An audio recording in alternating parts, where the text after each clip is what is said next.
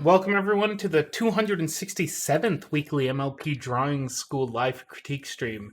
It's April's 13th or something. It's not Friday, which is great. Something like that. Yeah. Um, yeah, it's sunny out here, warm, and that must mean it's sunny and warm for everyone else because the world is only outside my front door. It's sunny and very cold, and I am waiting for more snow still. I don't trust the weather anymore. That's fair, yeah. So here we are. We're all gathered together to praise the holiest of holy horse. No, wait. Is this the wrong sermon? Well, it could be art. It could be horse. It could be. All right. I It can be the right only to the sermon, long so- Furby gods. Well, as you can hear, we have a small army of people to critique our rather large portfolio of art today. So, in no particular order except for the one that appears on the voice channel, we got Alley Claw. Oh, hello. There's a CPC following her. Hi! Ah! My microphone was unplugged again. I don't know how you do that so often. Next in the conga line, we got Fluffy's Eye. Hello. So jealous hot of their hot chocolate. chocolate. You gotta be careful because you're conga lining with CPC. She might just drink some of the hot chocolate on you. Following up next, we got. Not too far. I just need a coach. I'll go steal the hot chocolate. Following up next, we got Len, Hello. and then we got Pixin up. Hello, and we also have LD. You missed a zombie. You are actually next. It's weird to announce myself, you know. I know. I don't usually do it this time either. just quick. In the chat, Aquila the Burb says, first time here in regards to the stream. One of the guys mentioned it would be easier to give voice files there on the stream. You can join the voice channel if you want to join our Discord. If you're not there already, you can join the voice channel if you have a picture we're critiquing today. We'll be able to give that's fine. Well, they can type. That's good. Yep. I don't Whatever want you're more comfortable with. more people. Yeah, whichever you want to do. So we're gonna do embroidered because they're the only one who played my game of guess the number, and so their guess is the closest. The only one who guessed. They were the closest. Winner. Winner. Winner by default. My favorite type of winning because it guarantees I My only won. type of winning. Oh. Alright, I can join in. Yep. Just mute yourself until it's time to discuss your stuff. Alright then, thanks. All good. No worries. So they said throwing here for the critique stream, not sure if it's not enough or too many glowing diamonds. Also, if the shading mostly makes sense using the wings as the main light source. The wings being diamond wings. Yeah. I really like it. There's which one was it embroidered? It's pretty amazing. It's the rarity. I mean, I'm a fan. Yeah, It's really easy to please me because rarity is great. So, let me just figure out to turn my layer back on. I think in terms of like where your light falls in a lot of the pictures that I've seen from you previously, it's been a case of there being a little bit like too much light in areas where there shouldn't be, or not quite enough. I think that this is a pretty nice balance because all the areas that are getting light from these diamonds feel like they should be getting light. Yeah, maybe.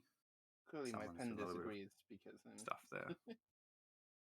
But in general, nice job, I think.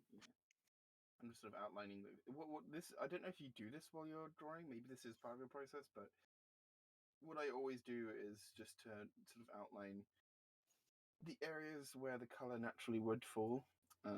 So I just by like blocking out the areas like this because it's a lot easier then to just have these like sort of guidelines to follow rather than trying to sort of wing it in the moment. Yeah, There we go. Someone's sort of backing me up there with some lovely colour. Bear in mind also, like the further away you go from the light source, the darker things would be. So like these areas here will be like super bright, That's supposed to be like white, but clearly I had the wrong color selected. Whereas these areas here would be a bit not as highlighted. If that makes sense. Because it's just a bit further away. But the body, I think you're good to just like slam whites on because she's already got such a light coat anyway.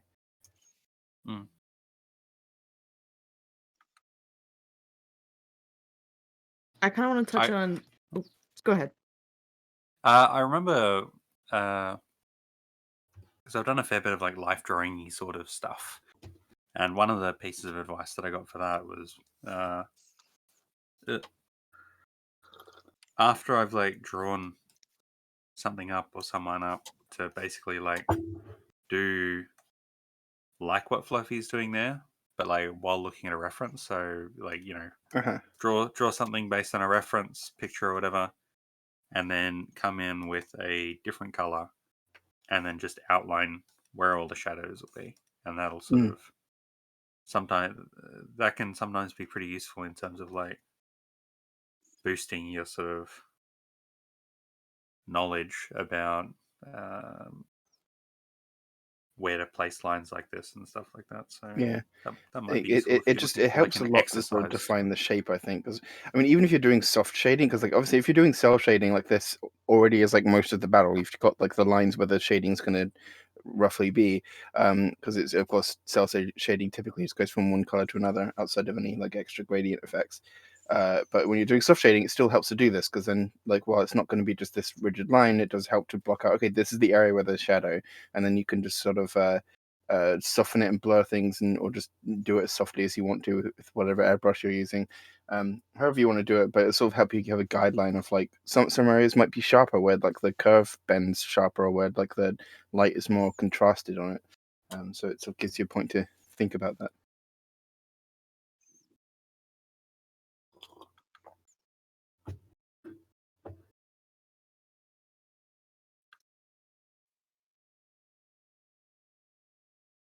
Oh, wait, big one. The eyes. Let me get it like a soft. That's too big. I don't know why my brush is so small, but there needs to be a big like reflection in the eyes from the wings. My pen is very soft, but I mean, just going by like the light source of the wings, I feel like the light source would be the shine would be on the bottom here.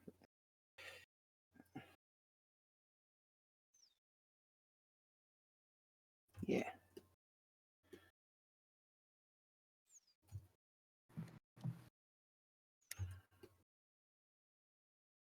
That was pretty tough. You got any other questions for us, Embroidered?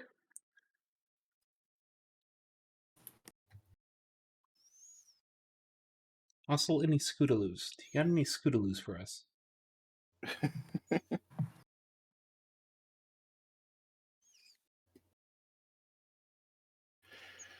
No more questions.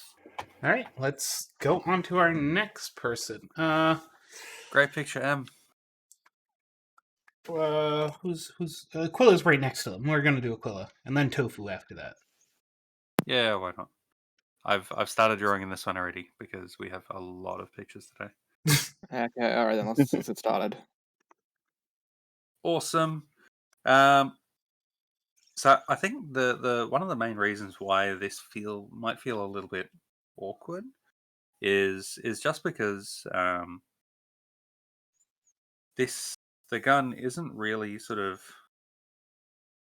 it's difficult to sort of hold your shoulders. Yeah, I actually got that that actually got pointed out to me by another guy, like how he's holding it over his left shoulder, and that's really bad for holding a gun. I had no real idea. I mean, I just said because like me, Aquila's left-handed. No, definitely. Let me. In fact, I actually to help me like get the pose right. I actually did the pose myself. Like again, is holding it over my left shoulder to try and like figure out how the pose would work. Right. Based on how I did the talons, you see that it did help, but not that much. I guess it would typically be up against the shoulder, if I'm not mistaken. I'm not really a big fan of guns, so I don't really know much. I do think the talons would be sort of curled around the other way, if that makes sense. Like looking at how the hand is Yeah, the inner side here would be the fingers, and then the outside would be the thumb. So you just have some. I think it should be the other way. Sorry, just redraw it. Yeah, it can be when you're looking at things from like these sorts of angles, it can be really useful to sort of think about how the hips are turned versus how the shoulders are turned, because that's going to be a lot of sort of representing what the pose is. So for a pose like this, I'd probably sort of have the shoulder closest to the camera pulled back a little bit, and the shoulder further away pushed forward a little bit. And trying to like work out how to represent that can be difficult, but yeah. I mean, this is kind of like a new thing for me. I originally like planned to like have it be like 3/4 view, but I just couldn't like figure out how to way to like draw the gun like shrinking when it gets further back. So I decided on side view. Can be tricky. In fact, that's kind of why I did it's in traditional instead of digital, because traditional is where I'm most comfortable. Yeah, that's fine. And yeah, if you couldn't figure out how to do something in third quarter, first of all, and I don't think there's anything wrong with trying it first in side view, and then maybe you can try after this, like take the drawing you've already done, use it as reference, and just sort of try drawing it in a more third quarter angle if that's what you wanted to sort of aspire to, and you can sort of look at like, okay, if I was holding like a big long like cardboard cylinder and I turned it this way, like how would it look? And there's all sorts of things you can find online, probably lots of this in Drawbox, but like how to draw like 3-dimensional sort of shapes. All right then. But last time you regarded how how the mains how a closed main can oftentimes just be an abyss due to the fact that it's like a solid black. I tried like making it a lighter black around the edges and like some highlights. Did I fix the issue any decently? Yeah, I think there's definitely some more depth there. So you did super good, the man. Yeah. Agreed. I use like draggable, like like Goku and Bardock, like they had like solid black masses of hair. Yet like at the very edges is like a sort of light steely grey. I still use that as reference. Yeah, that's a good thing. I think it shows you sort of did some studying and referencing there. Yeah, trust me, I do a lot of it. I mean, I really like drawing, just in general. It's good. I think you definitely have improved. That's good. I got 2 grubby references for you, because I too am a left-handed person. So here's the power of taking photos, because your hand is weird to me, because your I know this has been addressed, but even the finger, like the positioning of that. Here, I'm just putting them in chat. So, that's the 2 sides of where it's holding. If you look, the thumb actually comes up and wraps around, even on larger rifles, like anything with a hell of a kick. You're still going to be pulling up that thumb to put on some type of stock that goes upwards. Yeah. So, yeah. So I think it's just a matter of scaling the rest of the hand to it, because you've given it baby hands. Hands are hands have always been a struggle. Yeah. Just challenge in general. Like my current, like I'm trying to like draw a circle for like the palm, then do it, but I still do my best. Yeah. So if I have a piece of advice, this is not so much on like do the anatomy this way, but more of like a sort of abstract art advice. So it looks to me from what we're seeing here, this is a fairly small drawing, just going by like the coloring, sort of texture and everything, and the lines and everything. I mean, not like super small, but I think what it feels like to me is you struggle to draw the hands and the gun and everything like this because you sort of not really giving yourself enough room. What I would say is like if there's something like this that you kind of don't really know how to draw, the work you do on it doesn't need to be on the same canvas. You can very easily take another piece of paper somewhere and just say, okay, like I'm trying to draw this character holding this gun, and my original sketch just like I just can't seem to figure it out. Let me try and just sketch this concept a whole bunch of times. So you look at your references, you put them together, and you just sketch like the hands holding the gun, and try it, just drawing the same thing over and over. Try it from different angles, and just really try to figure out the parts. Because when you're trying to draw something in a picture, your brain is trying to figure out all of these sort of hurdles, and if you sort of map out the route that you're trying to go beforehand, and all the bits that you struggle with, and try to figure out the answers to all these questions, you kind of do most of the legwork already, and then when you go to do your main drawing, you have these references that you just sort of sketched on the side to go off of. So even if you do want to draw your picture the size, you then have a bit more control over yeah, I did quite a lot of like practicing before I did this. I practiced drawing the rifle for start. I mean, I drew like at least a dozen of them. Yeah, it shows. The rifle itself has a good shape, I think. Like, at least you can very easily tell what it is. So. I managed to break. I managed to like break the wooden stock down to like a line, and I used a ruler to make sure like the barrel is as straight as possible. I did practice with the pose as well. I think honestly, it's probably just a case of good drawing. Just keep on drawing with new stuff. I can't tell like what's thing. I can't tell. Yeah, it's kind of hard to tell like what needs to be fixed now and what will just get fixed by itself as I get better with time. I mean, kind of just both. Like everything's gonna just improve as you go. So just, I mean, just work on trying to figure out specific little bits and pieces that you're struggling with, and just everything in general will slowly start to improve as you go. I mean, I've already doing that with wings. I've been getting quite a lot better with like open wings. That's good. Yeah, I mean, it's definitely good to recognize your progress as well. Then again, I mean, I've put literal pages of nothing but wings, so I mean, I have to be at least halfway at this point. Yeah. Nothing like I originally tried to use like, I mean, so many different styles, so many different methods, but I finally got there in the end. Nice. So my current style probably might change in the next week or so because I've said this multiple times. But yeah, it's always changed. It's, I mean, consistency. What is it?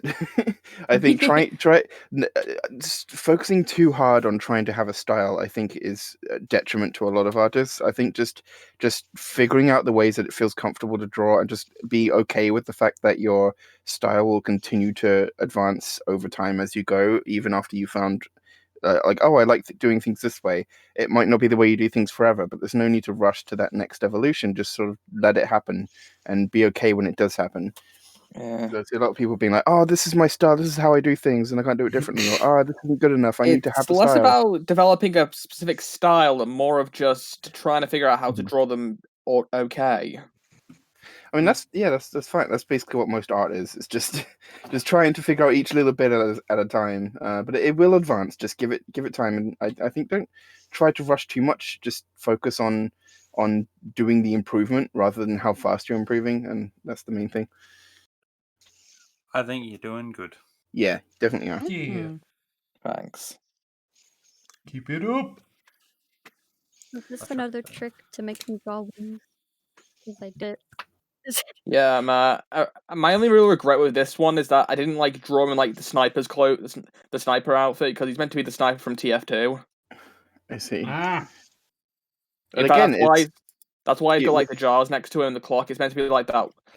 It's meant to be like a reference to that one scene where he's like watching out the sniper rifle, the clock's like going forward very quickly, and the Girardi bowls are constantly getting filled up. I don't really know for Team Fortress 2 myself. What might be a good exercise is if you take this drawing and then just draw it again, honestly, and not because this is in any way like a failure, but because it can be very, very helpful to say, okay, well, I pretty much nailed down this drawing. This is what I was able to accomplish, but I missed some concepts. Let me just like try and draw it again. So just taking the pose and just looking at other people's pictures that might be in a similar pose, or thinking about the composition of the scene and how things are placed, and just and using the sort of tutorial we showed you here, and just try sketching it out again. And if you like the way the sort of composition and pose evolves, or maybe change the outfit like you were just saying, if you like what it is, and then you can try drawing it again and see how much you improve from the first attempt. You don't have to, of course. It's just try drawing new random stuff. Yeah.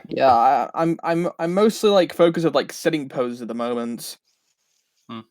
I before like you guys started going on me, I saw like the starting stuff you already done on mine, and like you drew like the sitting back leg, a bit further forward because it was too close to the front one. Mm-hmm. And I'm at the moment just drawing away, trying to like take into account all the advice you guys have been giving me. Yeah.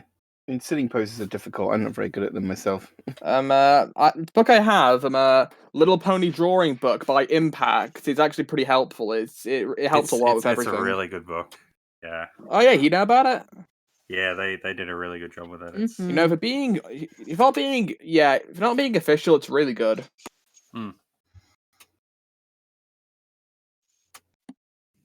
Yeah, Right, do you have any other concerns?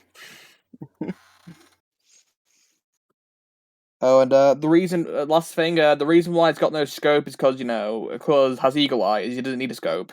Yeah, He's got literal sense. eagle eyes. I like that. All right. Feel free to track us more stuff in the future. Mm-hmm. The last person here, Tofu. Tofu buddy. Yep. The person who changed their name so I could pronounce it properly. What was it before? Tofu's lead. Yeah. Okay, I don't even know like what you said, so I'm gonna just stick what it is now. It's just Tofu song. That's it in Okay. German. A language I do not speak. So the first thing, like really only glaring thing to me that I sort of drawn on this was the tiers. I'll just turn my layer off so we can compare. So like the tiers I see here are like what you've done is sort of create little droplets going in a line. But how water usually works is if you go in the shower and you look at how it like pulls on like the wall or your screen or whatever, it will typically form sort of like blobs, and when those blobs are heavy enough, they run all the way down, creating like a streak line. So with the tiers, it's really not that much different. It's just kind of I don't know if tiers are more viscous than water. I feel like they are slightly, but they're still just water. It's just water and but it's either way. just water. You got water running down your face in much the same way. And so typically, if you look at any sort of like crying, I haven't done it perfectly here, but just to give you an example, if you look at any like crying picture or cartoon or like whatever it might be, it's common to draw them in sort of like streaks rather than in small droplets marching in a line, because the tears don't really come out in a droplet. They come out and they pool up until that pool is heavy enough that it can escape and roll down the cheeks in a big long river. I see. Maybe I can leave trails. I think maybe I should draw like hints of blue just to show the trail of the tears going downwards. So just like single drop out of nowhere. I think that's one of the points I can do in the future. Yeah, that's very. Thank you very much. Yeah, thank you. so the first thing I would do when drawing tears is figuring out how curved your cheek is, so you can follow the cheek. Right. You can see that's true, what I was sort of trying to imply as well there. Then Yeah, I do a little blob here at the eye where it would be accumulating before it goes down. And then it kind of like slims. And then once it gets down here, it will accumulate again. I before see. Then it usually like goes this way, and then it will pull down here before it falls down with gravity. It's just that like water sticks to itself because physics. Yeah. I see. It's just kind of a simplified way. And it's like you wouldn't see this in an actual person because this is more like honey than water, but it's drawing. You exaggerate. Yeah, a lot of the time in drawing, you gotta just like express a feeling more than the science of reality. I see. That's why in Studio Ghibli they have like giant tears, because like that's how tears feel. It's not so much how they actually look. Yeah. And also, your hair doesn't fluff up when you get angry. Yeah, I forgot about that. I think I've mentioned in the past that doing contour lines can be useful, and that's something that's probably going to help, like with the tears and all that sort of thing. It's just like trying to take your picture and then just like draw, trying to see like how things flow and all that sort of stuff. Yeah, that's something that's like helped me when I'm doing.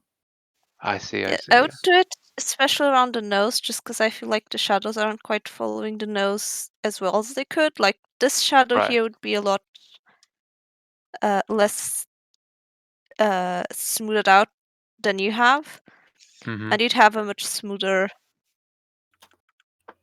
change here. It wouldn't go this Hmm. dark right away. And then you can still add like an extra layer on top of a very stark shadow for the hair, if that's what you're trying to Right. do. I see. Yeah. Almost cell shading for the drop shadow. And then if you're doing that, you might as well just do the same here with the horn.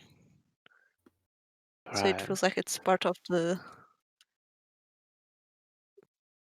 rest. I see. Yeah. Like here.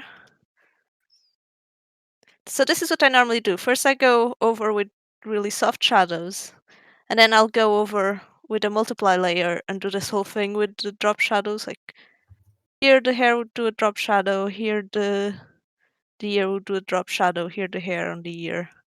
And you have one usually here on the neck because of the heads. Ponies have big heads. Right. Then more down here. So that's what I would do. Like you already have these ones here that are quite stark. Yep. So you might as well just go the whole way. It's like I can see here. Oh, why is this not working? Excuse me. Thank you. Yeah, Like it's fine. here. So you already have a few bits of cell shading, and it's more just like bringing everything together with the Yeah. soft shading in the face. I see. Yeah.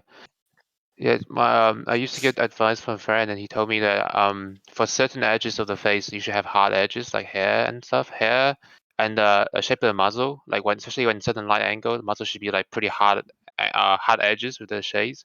And then on softer spot, like face where it's more circular, it should be more soft. The shade. I'm still trying to grasp that, of course, and also grasp the face of the pony as well. So yeah, it's really helpful to draw contour lines, and you pay more attention next time as well. And especially how this contour lines will change as the muzzle opens and closes. That's be very interesting to look into. Yeah. It basically it forces you to sort of evaluate and look at how the 3D shape actually looks. It's Yeah, I because see. like when you're trying to do lighting, essentially what you're trying to do is trying to do the job of a 3D renderer. You're trying to look at this thing, see roughly kind of sort of how it looks in 3D, and then see roughly sort of kind of how light would fall on it. So it's a good little part of trying to work all that out for me. I see. And then because Okay. you're not a 3D renderer, you get to do things like make super dark shadows for emphasis and stuff. Once you get used to Hmm. regular shadows, you don't need to follow the rules anymore because you're not an actual computer program. Yeah, that's what I felt like I'm kind of missing here, like what you mentioned before as well. I'm missing like another layer of shade to show like the under chin where it's like, really dark, and maybe the part underneath the hair as well, where it gets pretty dark. I need the shadows too soft, I think, at some point.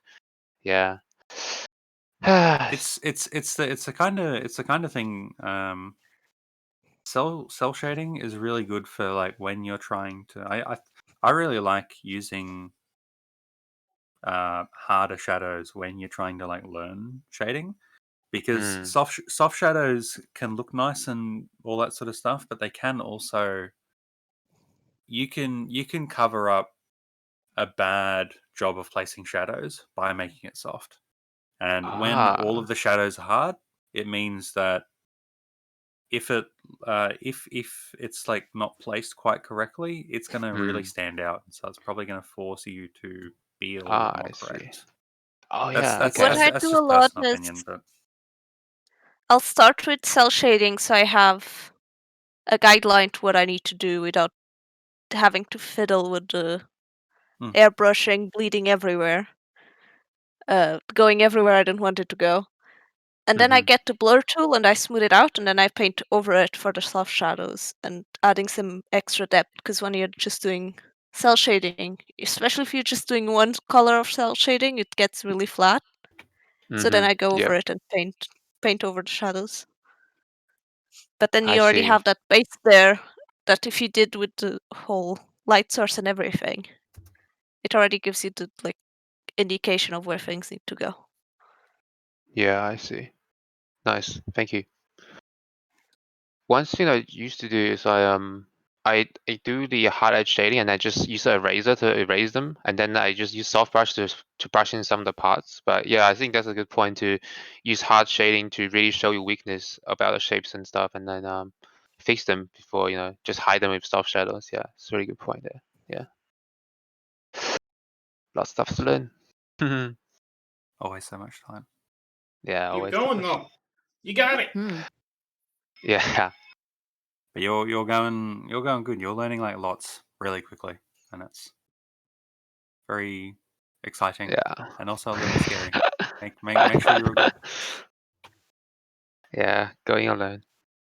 Yeah, I think another problem that I have is just like my my lines. It's just like I need to really kill them at some points. Like the next drawing next to it, you can see the years. I realize I need to connect the whole years every single time. I need to really need to raise that. Once the point is shown, you just need to get rid of that. You don't need to show the whole line. A good thing about these sort of like contour lines is that one thing they show really nicely is they show which parts are smoothly connected together, and parts that are smoothly connected together don't need lines. So, for example, this section is all pretty smooth here, so you don't really need like a line separating it, this part of the muzzle from the rest of the thing, because it's all fairly smooth in here. This part is a definite jump. You've got the foreground here, background here, so that's why there's a hard line there. It's just doing these sort of contour lines and having them in your head is really good, because you can say, all right, these parts are smoothly touching, no line they needed. Right, I see. Yeah. I might add one more challenge for you. Maybe try making your line thickness a little smaller, because I think a lot of what you run into. I know. I remember you saying once you do it to hide your mistakes, but gotta confront it. It's good. It'll also help, because you tend to go more detail.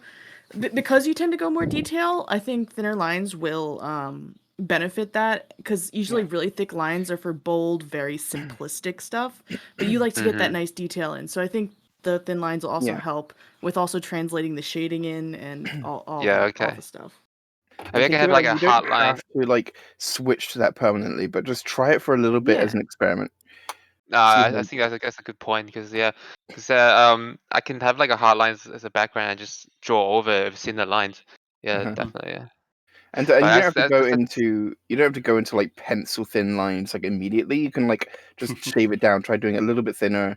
Just try and make your lines more refined, and try to focus on actually like just making it a little bit more refined as you go, until you're at a point where it just feels comfortable and you don't feel like you have to cover up with thick lines, and you don't feel like you have to like make things super thin.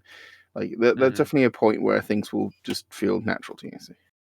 Honestly, I kind of got really like intimidated by thin lines, because like as your lines get thinner, the brush getting heavier and smaller can like feel a little bit strange. So like when I go smaller lines, I tend to turn off the brush pressure entirely, because that just helps me personally. Yeah, okay, that's interesting. Thinner lines, turn off pressure. Sorry, taking notes. Pressure. It's all like working out stuff that works for you and your style and all that. So that's why the set you sent me, the one for the lining isn't pressure, maybe because that one is like tiny. Really interesting. This was like that's very interesting. Thank you. Yeah. Right. Do you got any further questions for us on this one? Are you guys in the rush? Because I heard you guys got lots of stuff to going on, right? Maybe after the stream I can ask you. I can ask you guys after the stream. It's like minor questions. All right, sounds good. All right, let's do the keep. Yes, I still exist. Did you see the other? There's another one in the chat. Nope, I did not. I pinged you in secret chat. Secret chat. Okay, which one is it out of that? Is it just the horse? Who is this? It's for HZ. They posted in voice chat if you scroll just above your gun photos. Paying attention to things. You're asking too much. All right, then we'll do HZ. They here?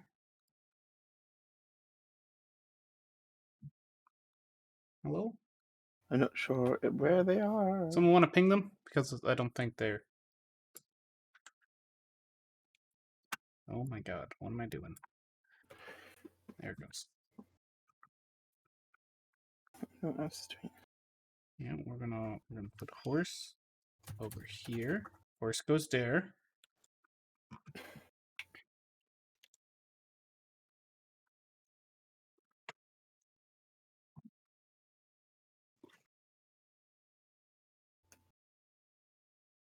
They're typing. Tip a tap tap.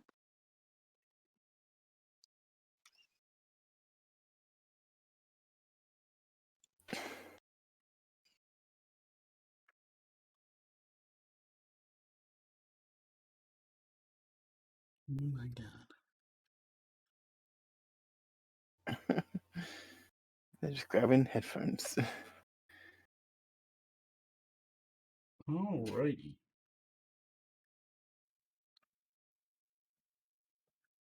Oh, I was muted. I was saying sleep can wait and yay horses. Horse. Horse, of course. Horse a core. Horse core? I can't. Oh, goodness gracious. What would horse core sound like? Just rapid neighing? Like brony music? Is it not just brony music in general?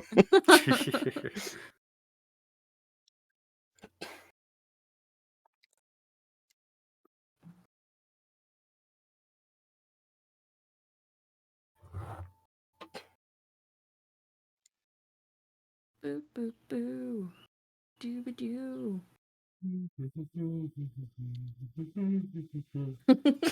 You're gonna have nightmares about Tetris tonight, Zom. That song always did sound very foreboding to me. I don't know why. I mean, it's Russian, so it should be. Sounds like stress. It's like you're gonna die right now. Put this piece down, or you're gonna die. And I think it was like before I'd ever played Tetris, I'd heard the music and I was like, that sounds very like forlorn. I don't know. I have more adjectives than I did when I was a kid.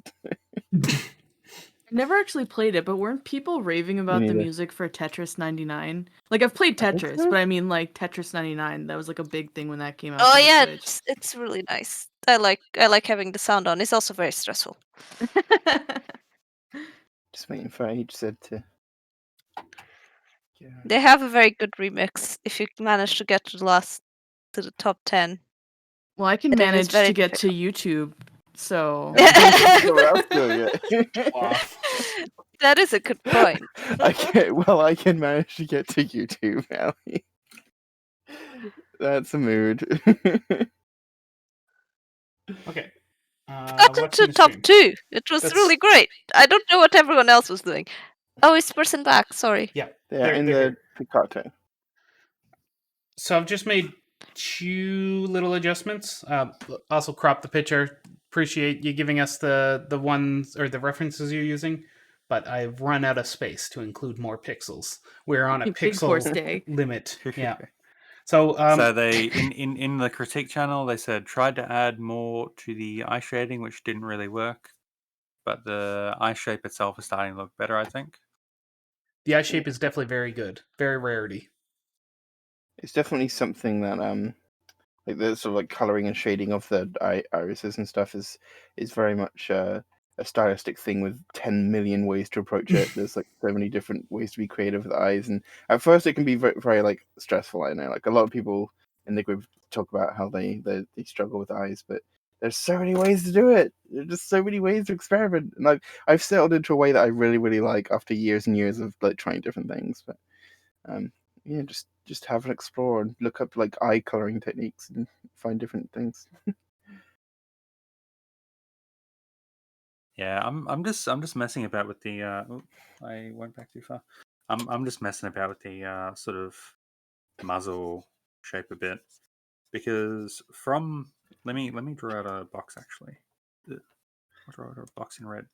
So the way that we're looking at it, we're looking at the face, indicates that the muzzle is something like roughly along the lines of like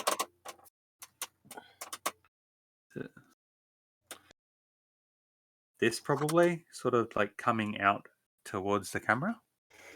And it's kind of a tough angle to convey, but to be honest, most muzzle angles are pretty tough to convey. The main thing you probably wouldn't see is this top line. At least not like curved up like this. You might see something like that if it's like a particularly pointy top of the muzzle line. But I might do some approaching something like that. I don't know, muzzles are hard. Muzzles are tough. But for me, something that always helps with like drawing muzzles from different shapes is just like doing boxes at like extreme kind of with extreme foreshortening, because that's kind of just what muzzles are in the end.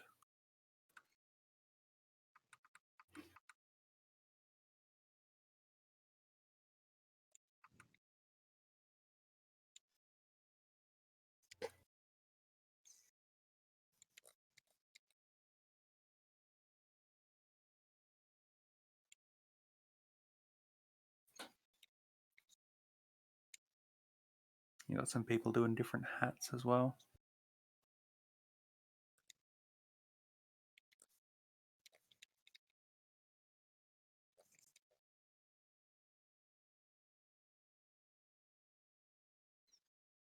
In general, cool style. I like the line weight and the colors and all that sort of stuff. That looks pretty good.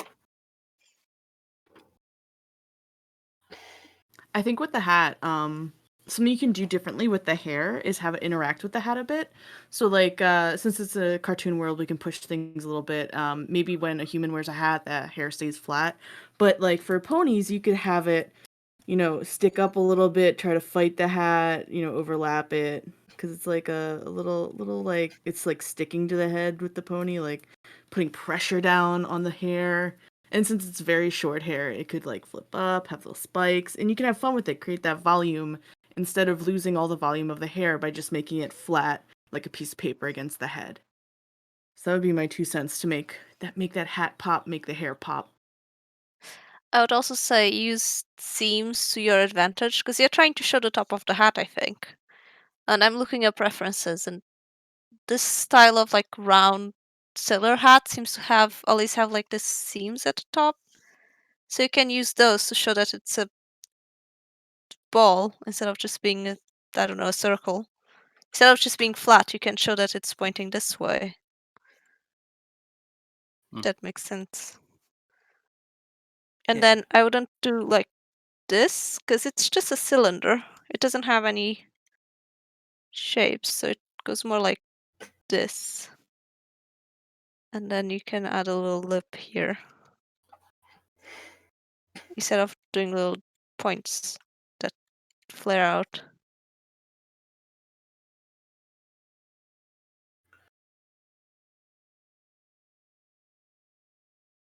Yeah, that's it from me. Yeah. With the bottom line, all this sort of stuff. When you're like trying to draw just like a standard kind of headshot like this, it can be useful to sort of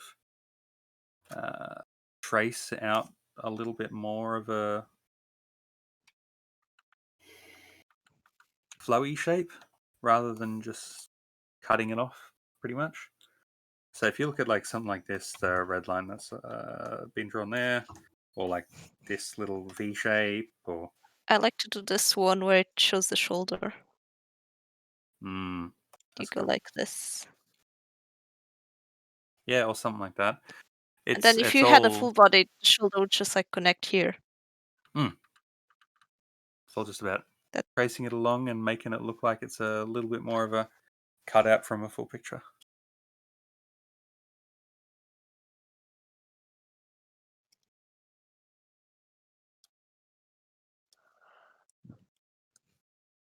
Also, with ears, something that I've always found pretty useful is trying to draw them with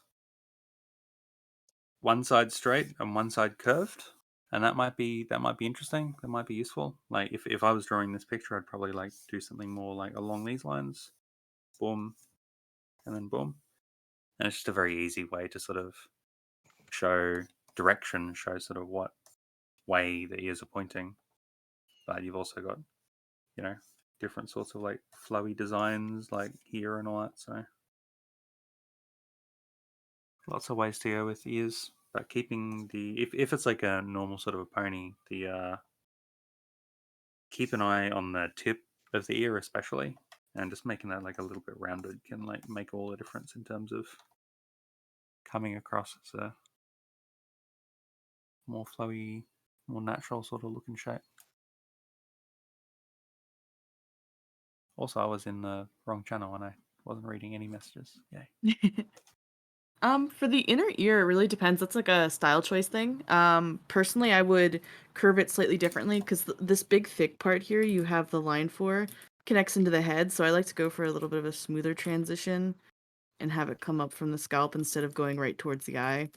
So it like connects to the side of the head. But you'll look around and you'll see about 1,002 different ways to draw ears in the pony fandom.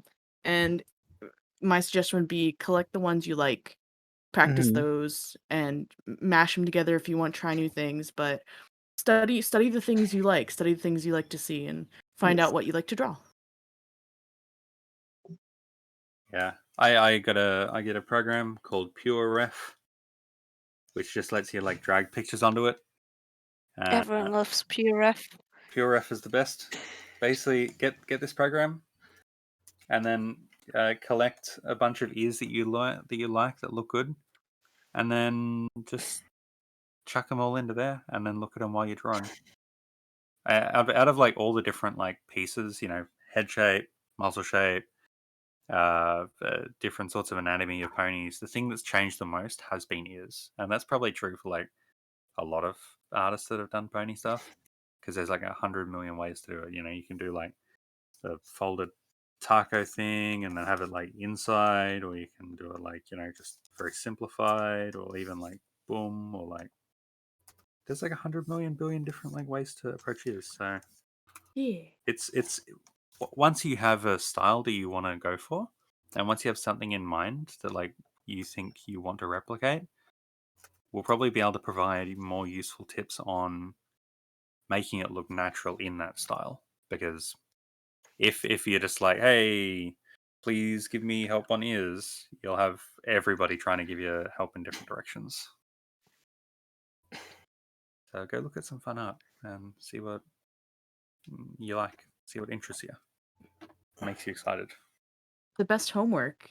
You get to look for references, aka look at cute pictures of horses. Oh my god. My favorite ear shape is the pixie swoop, where they just this. Yeah. Which I stole from Illumix. Thank you, Illumix. Looks as Also, I love these ears. Ugh, I know I can't draw. I love these ears down there. They're so much fun. And these ones, they're so much fun.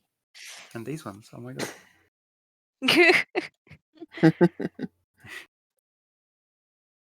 Just steal everyone's ears. Was I the only one who didn't draw my signature ear style on this one? Oh no. I should do I it. feel like my ear style changes. but ears. Yeah, I've got an interesting thing where like I've got like different ear styles for different characters. I don't know how long I'm going to keep it up. I'm probably going to keep it up for as long as I keep that like PureRef document open. But it's interesting. Making mains pop. Yellow suggestion. Oh yeah. Boop, boop. It's like we were talking about earlier. You just kind of make it more 3D, make it puff out more, make it, have some 3D shapes going on to it, have them curve. Because right now it's your hair is very it's kind of like stagnant paper. Um And if you get like curved shapes poking out, you can even get them to go up, down, around. Oh, I'm not even on screen. And get nice like curves. Swooshies getting to go everywhere. Think of them in clumps. Have them go every which way.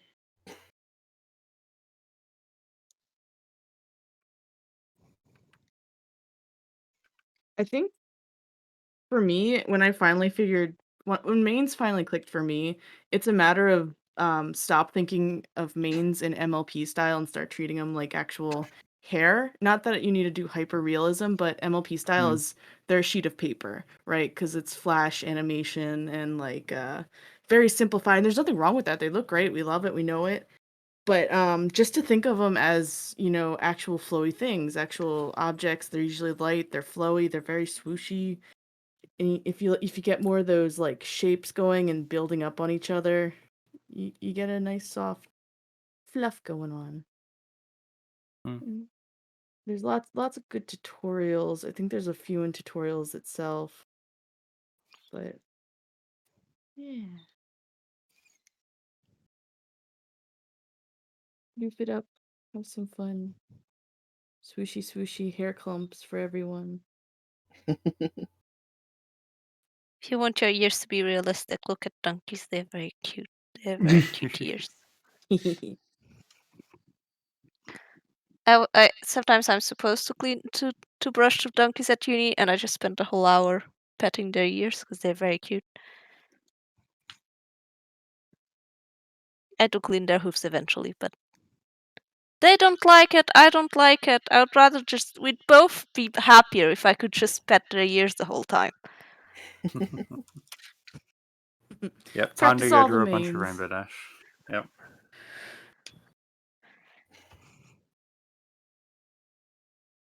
Yeah. Main's interesting. It's a lot about like shape design and just chucking different aspects in it. There's a lot of weird main stuff to like look at and explore and stuff. All right, shall we move on to our next one? Let's do it. All right, we're gonna do this heap. Which one? So the bottom heap, all of them in one. Oh, go. right. So this is Popcorn 202. It is just Soroin, Pon Sky 21. What else do we got here? We got clicking through them. Sorry, one sec. Huruma Z and Owen Wild Cheshire Cat. So here's the heads up. We looked through the pictures and we believed we had similar responses, or at least similar things about a lot of them that could be jumped together, because we have now 15 different pictures to do. We only have so much time. We ain't being paid for this, so we're going to bunch yours all together. If you have further questions, please feel free to ask at the end of the video, I guess. Just watch the whole thing, I swear. It'll be fine. We'll be good. We'll be good. We're going to do our best. Yeah. So I'm going to try and keep this camera focused on the center of or on the bulk majority of these.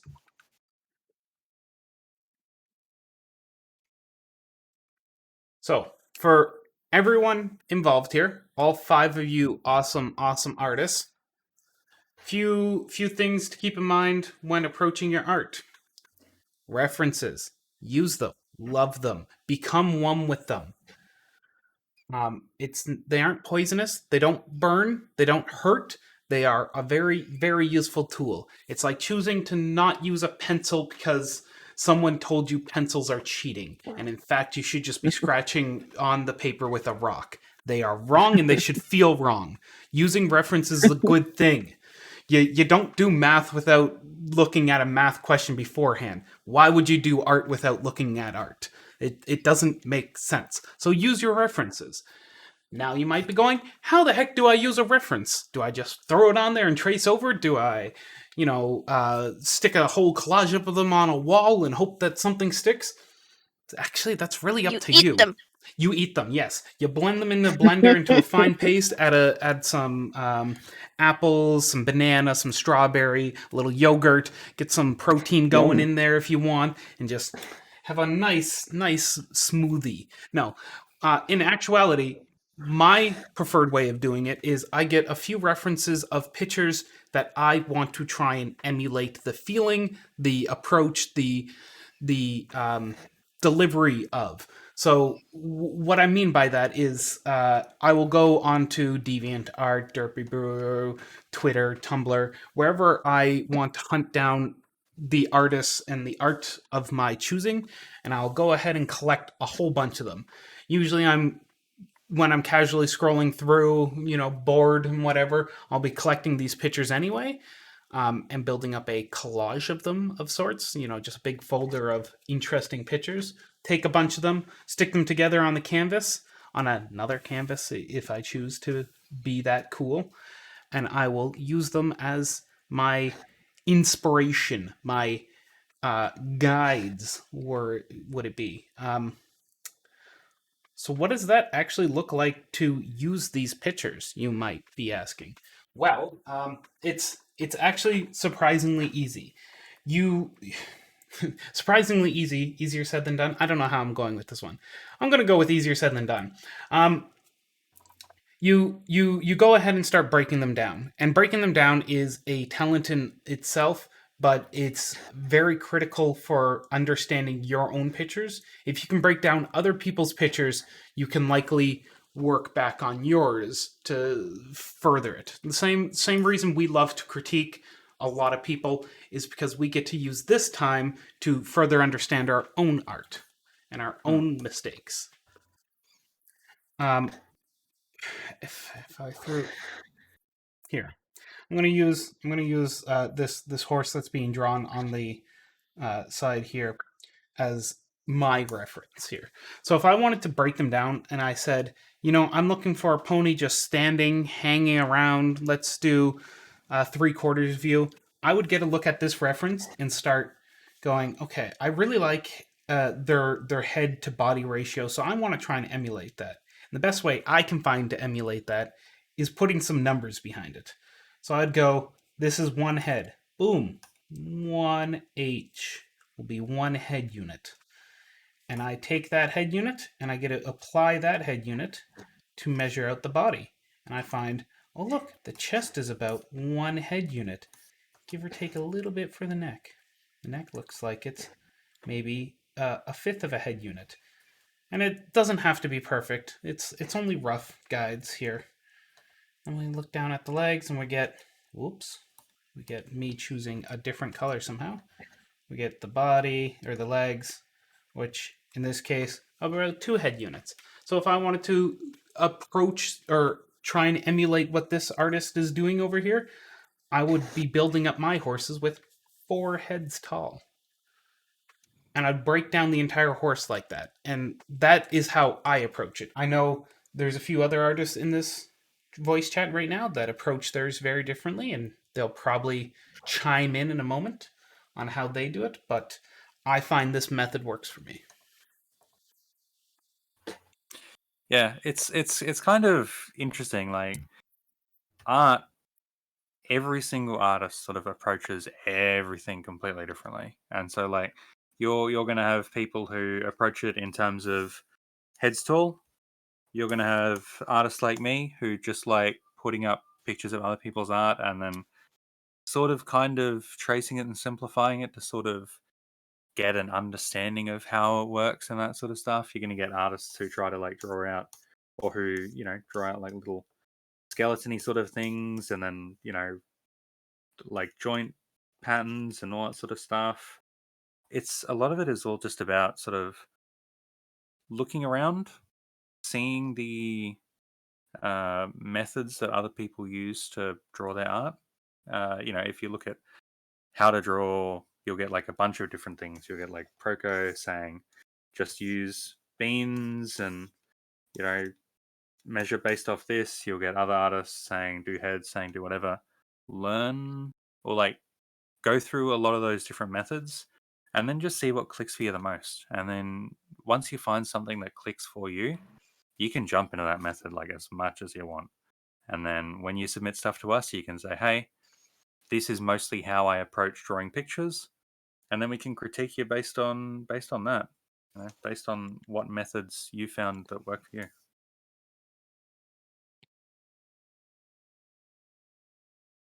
So the little skeleton I did here is how I used to break down pictures.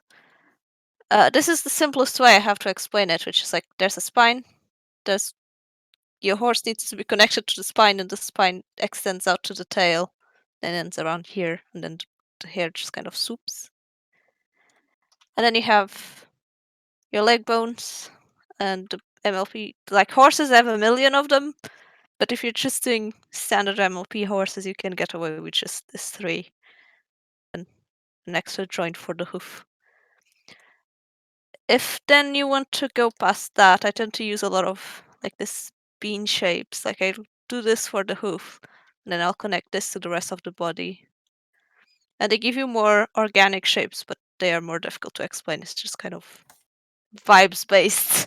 It's just like, woo, it looks correct, which is a lot more difficult to explain.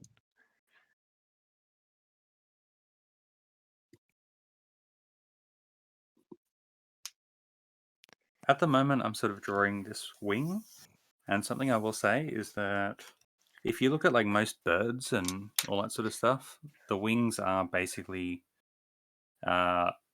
just the arms, and so the wings connect at the shoulders pretty much. How I tend to do it is I tend to sort of have the front hooves sort of connect like in this sort of an area, and then just have the wings connect a little bit higher and a touch further back, and sprout all of the wing stuff off of that area, and that works for me.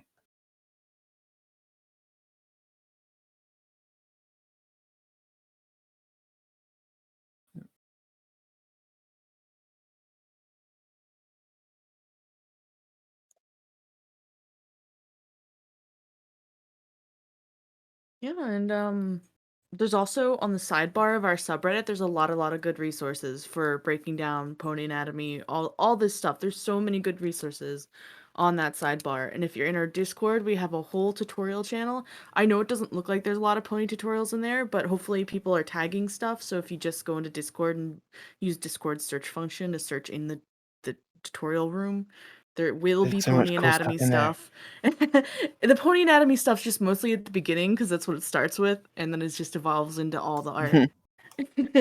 Yeah, search like anatomy or something like that, and you'll find it.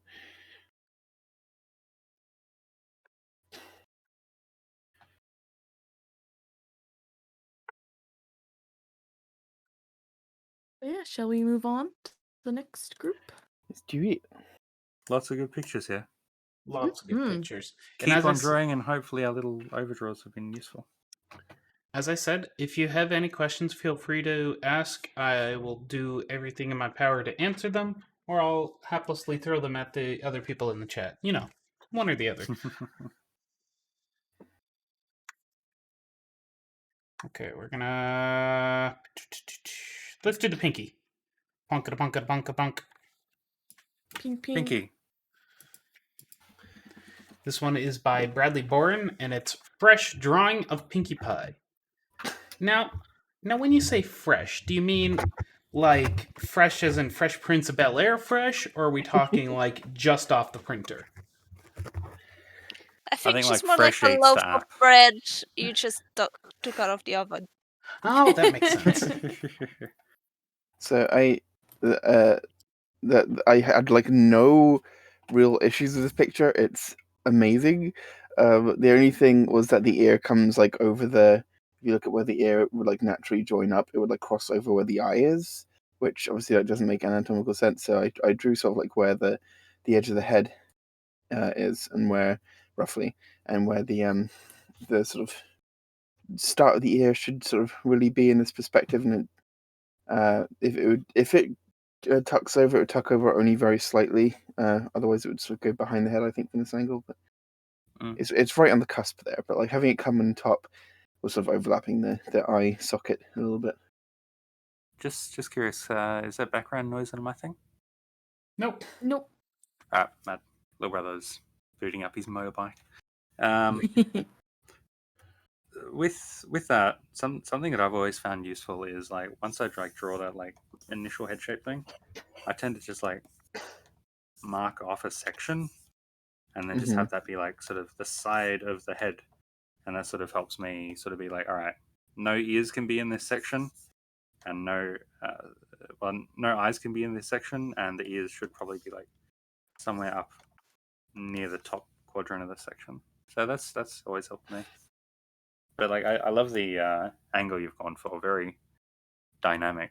So like there's a lot of like most artists will like default to this sort of, you know, standing pose, but like the angle that you've drawn it at is like definitely made it really I love how you interesting. treat the legs. Super good. The one thing I poked at for the legs a bit, I did this little drawing up here, and the only thing I have issues with is that back leg there. We see the cutie marks on the side, but we have no kind of I was feel looking at for that her as well. thigh. So what I kind of did here was I kept your bean shape, I kept your initial bean shape, and what I did was I gave her a little more meat in the back there for her thigh, because it's like another protrusion, right? It comes out of the side. And that's just a small touch you can do, I think, to really push that overlap to make it even more, because you have such, like we were saying, that great angle. But the thing about angles like this, you'll see a lot of overlap because like the legs are behind this and the thighs behind that, and that just adds another bite of 3D-ness to your whole form at such an interesting angle. Lots And of I also gotta interesting say, I adore your foreshadowing. hair. That hair is just, I love it. I love how kinky and like wild the curls get. I love it. It's so good.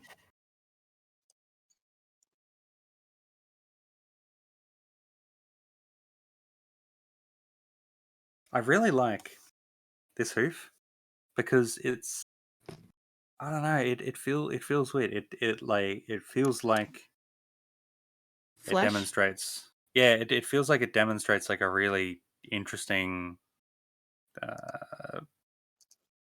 understanding of like 3D and things twisting and things turning and like the little boom boom and the Yeah. it's super good. I like it.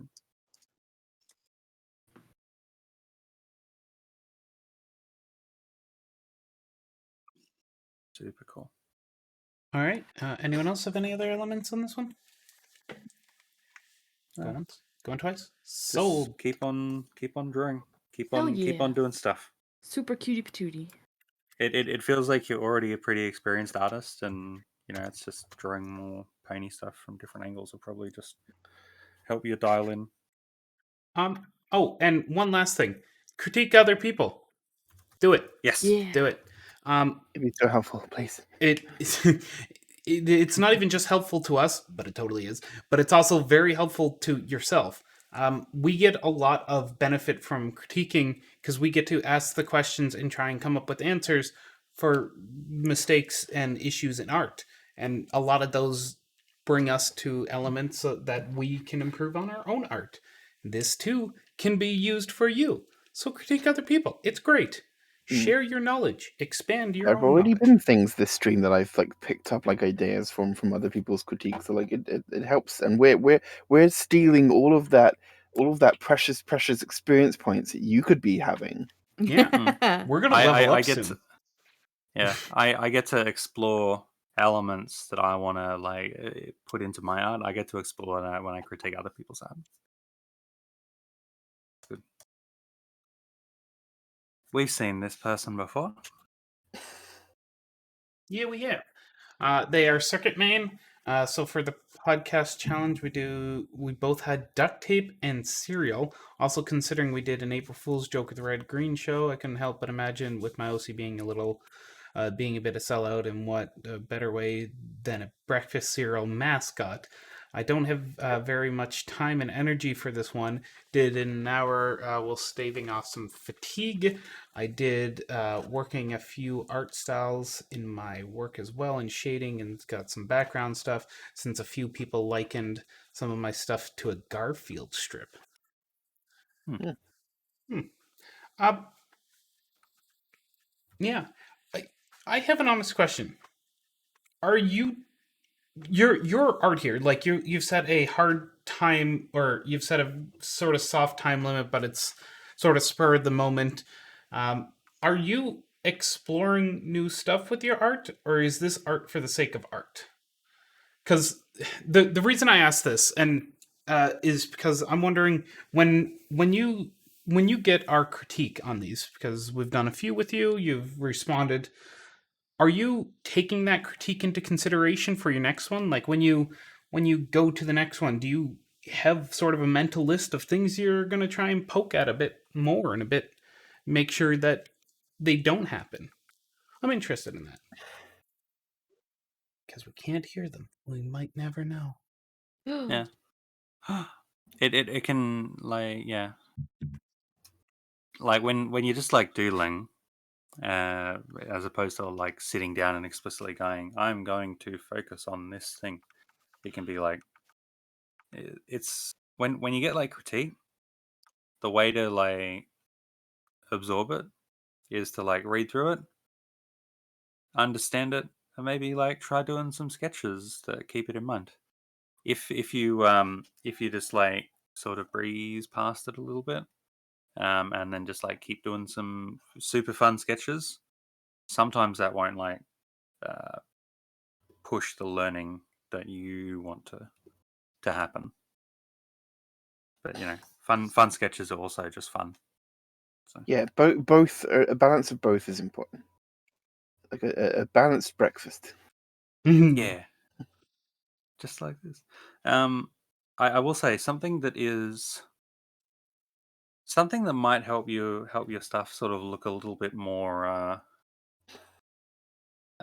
consistent, or like you've got all of these hard lines that are made with line tool, made with all that sort of stuff. When we see, or when people see those sort of like hard exact lines, and then they see your art, it sort of shows that your stuff isn't made up of like perfect lines and all that sort of thing. So it might be useful to just like try either drawing over top of something that isn't perfect, like photos or like whatever, or just like being rough and just like bush bush, hey, my lines look awful and they are not straight and or anything at all. But I definitely have this problem with backgrounds. it I cannot pushes. convince myself to do backgrounds by hand. So I'm like, no, it has to be rigid and perfect. Because Yeah. people design things in rooms and furniture to be mathematically straight. But Yeah. it is a hindrance. It's not a good thing that I have this thing in my brain. It's definitely like a push and pull and all that sort of stuff, but it also like imparts interest. It makes your picture look a little bit more interesting and a little bit more unified together. It makes everything like stick together a bit more because you don't have the two categories of completely straight, perfect computer generated lines, and then not completely ruler straight at all art lines. You've got If you can everything's find a a way little of bit. blending them two to look natural, then by all Yeah. means that's definitely good. But I think like firstly making sure your line weight is consistent, and secondly like just having enough confidence in your regular lines so that it looks, so okay, well this is a straight object and this is just like a naturally curved pony, so like it sort of makes sense, but it doesn't feel like off-putting. You can get to that point. It just takes practice, and it might be worth doing what Pixie said and try drawing a freehand for a bit to see if you can get the feel of it down. Yeah, but I do like, I think as LD said, I do get the feeling that this is like, this picture in particular is probably just drawn for fun. In which case, who cares? Just go, have fun, get motivated, enjoy art. But like Oh for yeah. something when you're trying to like push yourself to be like more consistent and more like all that sort of stuff, it could be useful. And if you want to share your art, feel free to hop on our Discord server. We have an art section where you can just share stuff and not get critique for when you want to share those fun drawings and whatnot. And there's Exactly. also on our sidebar another subreddit. If you're just sharing for fun, there's a subreddit just for sharing art. Heck All right. yeah. Let's move on to our next one. Thank you for submitting pictures. Picture looks so good. Yay. Yeah. We got this colorful horse here. Da-da-da. Very colorful. Bopping to music. I love this horse. He's a cutie. This is by Claire205715. They have no questions or comments. Just posted a cute semi-blushing horse. Yay. Same advice as we just gave at the end of the last critique to start off with. Man, these ears are fun. Might just You're cute. excuse me as I do this. This is mine now. I am taking this ear as my own. Yep. Oh, that didn't work. Wrong layer. Got your ear. Got your ear. These ears are so good. So the main thing that I looked at, because I already sketched all over it because I was in the wrong picture, was so the headphones. I'm not sure if the headphones are supposed to be if she's listening to music or not. If she's listening to music, I would move them a little bit further up. I think they're an More like accessory. We fall into the here. cartoon anthro rule where the headphones then just go- magically don't sit on the Yeah. head. Over here, headphones. Mostly it's just the band goes in between the ears and the horn, and I think that would already make a difference. Make them look like they are on the face, even though they don't make sense, because this is a horse and headphones are made for humans. Yeah. Let's If be they honest. are Earbuds. just like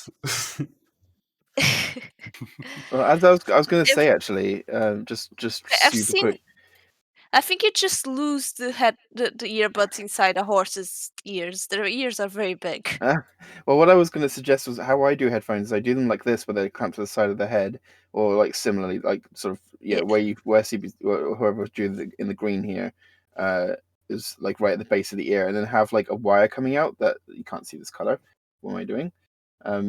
You have like a wire coming out that leads to the ear, and you have like a little earbud just sticking out of the. Oh, that's cute. So the things are basically more like earmuffs, just designed to comfortably hold them on the side of the head, and then you have like a little earbud. Okay, the other thing I was gonna say is that if they are actually just there as an accessory, put them more towards the shoulders, like around here, because that's where they would normally fall. Like if you grab your headphones, if you have any, they'll like rest on your shoulders. It's just that the horses have very long necks. So like if the shoulder is here, the headphones would be more like here and go around the hair, and then the hair can either be tucked into the hairband, or it can go around it. It depends how fluffy your hair is. And then I made the blep. I made the blep come out instead of being a sticker on the face. Just go super blep.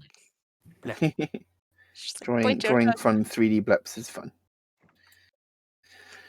You can see my like scuffed attempt to like push the ear over to more to the the eye over more to the right to give it like a little bit more space from the ear.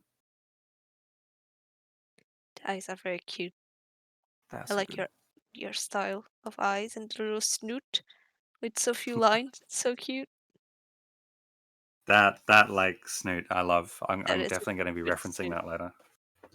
It's very cute. It reminds me of like the MLP manga that they released. Yeah. I need to get that. I can totally see that. It's so good. I can recommend it. I just got the third one today, and I'm going to go read it. Oh, exciting! What else did I do? Oh, I did a drop shadow here for the horn. Since you have cell shading everywhere else, I also added a little bit of cell shading over here. It's because the light seems to be coming this way. Heck yeah. And I would make this shadow here a little bit bigger. Because pony heads, they're huge. It's true. Like 90% is head. And 90% of that head is just eyes, so they Eye aren't that sockets, yeah. smart. That's good. I was about to say. Yeah. They're owls. Who? Who? Hoot hoot. No hooties. All right, shall we move on to our next one? Let's do it. Great art. Thank you for sharing. I love it. Dimitri Timberwolf did this one. Now, if I could only find it. There it is. Or the Timberwolf, sorry. The Dimitri, yeah, whatever. What more could I have done in detailing her torso to make it more apparent that her body is twisting? As So the first thing that... Go ahead. Sorry. You can... No, you go. So the first thing I noticed is that if you try to do this pose, she's like turning her hips and her head in the same direction and then trying to turn her chest the other way. It's not gonna work. So you... I've been making a lot of weird poses in my chair trying to figure out this pose. So you kind of want your body to be... So if the head is pointing this way and the hips are pointing this way, then the chest would be pointing somewhere halfway between the two. I think it's just this area here. If the hips are sort of coming a bit more like up and down in this kind of a way, then the action line is going to like continue on that way. This leg here, this thigh, is probably going to like go even further back, and so you're probably going to like see that completely disappear. I think your action line is fine. Like, you can go like this. You can see the alternate poses I did up here. Oh, it's just that. Oh yeah, I also moved the arm that was up here down here. I'm very good at focusing on a single thing at one time. It's like, just try it. Just try pointing your chest out, your hips in, and your head in. It's just not a comfortable pose. While she'd more likely be like looking sideways to you. I'm making poses, but you can't see me because I don't have the camera on.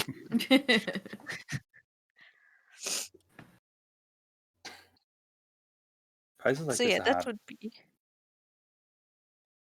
be my suggestion. Just point head out and then just make her eyes point in. Don't sound convinced.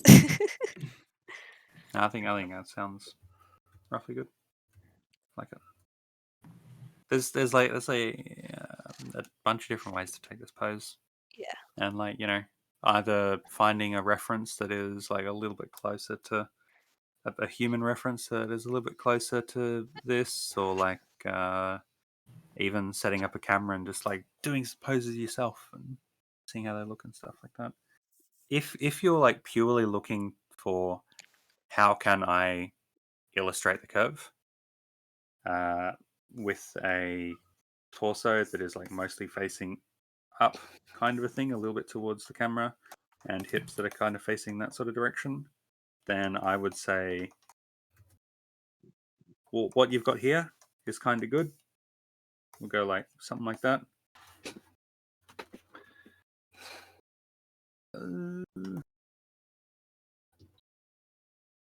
And then you'd have something like that. And in that case, I think it's mostly like this line here that's like throwing things off a little bit and making it like look a little bit hard to read. But part of that is honestly because horse thighs go like they have this weird like goey outy, goey inny, goey back outy sort of like flow that like doesn't lend itself super well to like this kind of a thing. So if you're running into that, it might even be worth like just chop it off. You know, I know that it can be like really cool to be like, hey, full body pose, but like when you run into something like this and the anthro or even just normal horse anatomy is like messing with you a bit, and then you can even like you know, cut down poses like this can like even like strengthen the sort of impact you're going for and the sort of like art that you're trying to create, sort of thing. Sometimes I don't know, but you're good with that. That's So good. the other thing it's bothering me is that this line kind of they aren't connected, but they kind of connect to my eye, and it makes it look like the torso is this shape when it's actually this shape. So I would avoid pointing the pillow up. I would do something more like this, maybe. That works. Like around it, instead of having a point that points up towards where the other line is, and making your brain do wrong assumptions. Just go like, oh yeah, that's totally a triangle there. Gonna just autocomplete for you. Dang you, brain autocomplete. It's worse than Google's. Not quite as bad as Bing's. You can also add a little overlap here. Oh, that's fun. Give your arm some more weight, and then this part is completely on the pillow, so make it straight. The other thing about moving your head like over here is that right now she's kind of like smooshing her hoof into her snout, squishing her snout. That can't be comfortable. So if you put it here, she's putting her. If you turn the head towards here, she's gonna rest her hand on her cheek, which is a more comfortable position.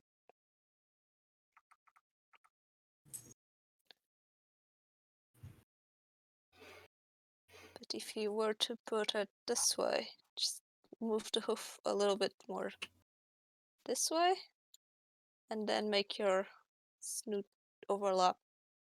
So it tells you that it's behind, the hoof is behind the snoot, not smooshing it. Because you don't want to smoosh the big box on your face. The box is too big. It can't smush that much. I mean, even just smooshing the small triangle you have on your face, on your human face, is not very comfortable. Imagine if you had a ginormous box just there. Yeah, I imagine if I was like seeing this sort of a pose, they'd probably like have if they were like looking in this direction, they'd probably have like a pillow underneath their head, supporting their head or something like that. And then this arm would probably just be like laid like flat out or something like that.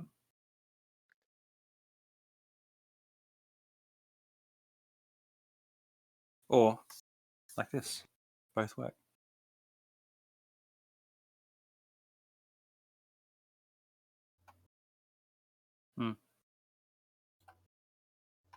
Because at the moment, the way that they're leaning, they're sort of, their head isn't quite supported by the pillow. It's sort of like they're holding their head up, and so I think that's kind of some of why it might look a little bit like yeah,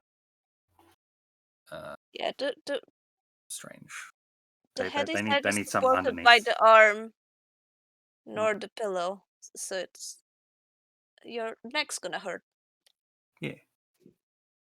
Put another pillow under there, or else, or so pillows are comfortable. You never have too many pillows until you have to shade them. Then you have too many. If you have more than one, if you have more than 0, if there's a drawing on your canvas and you have to shade it. The cool thing about laying down poses like this is that, you know, if you add a comforter, or like, you know, they're laying on some kind of like dense-ish sort of fabric that bunches up, you can just have something bunch up there, and then, you know, it'll be like, what's under there? Who knows? It looks roughly correct. Probably. Or at least close enough. Under there is a Philomena which has molted again and scared everyone. Brilliant. I love it. She's trying to hide it. She's trying Right. to hide the body. Shall we go to by our next being one? Cute. Is there more? Is there more? There's always more. Have you not flipped the backside of the test? Oh, my bad. Oh god. Oh god, I hate that. There's a giant pony. Gigantic. I don't know what. I snuck one in. Is it too big? I'm sorry. No, No, that's it's good. white. I don't But know. it I'll go is measure really, it. really high in the layer list. Oh, yeah, I was like, Oh, why does it right. do that? I'll need Why an doesn't extra. this work? But now there's stuff on top of it. That's why I moved it up.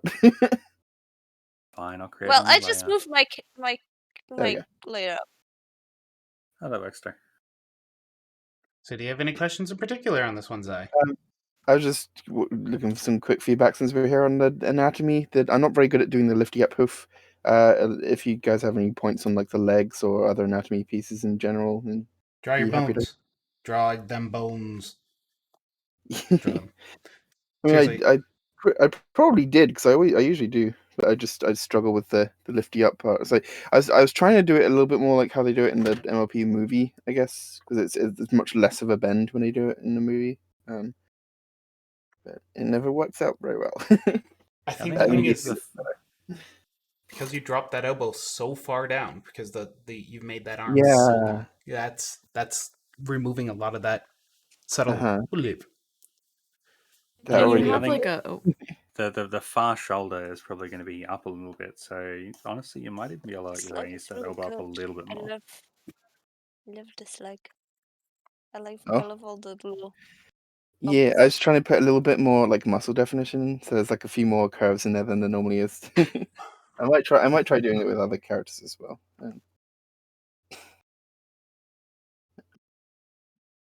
And like there's so many things where I'm like I like these like fluff shapes, but then some of them feel like they like mess up the shape a little bit. Like I'm not sure about like this. Oops, that's not what I meant to do. Okay, I think Like here this it's curve kind of here. losing. Yeah, Did I just that's the one I was working Everything on. got dragged to a different what? location. No, Wait, what no. Ah!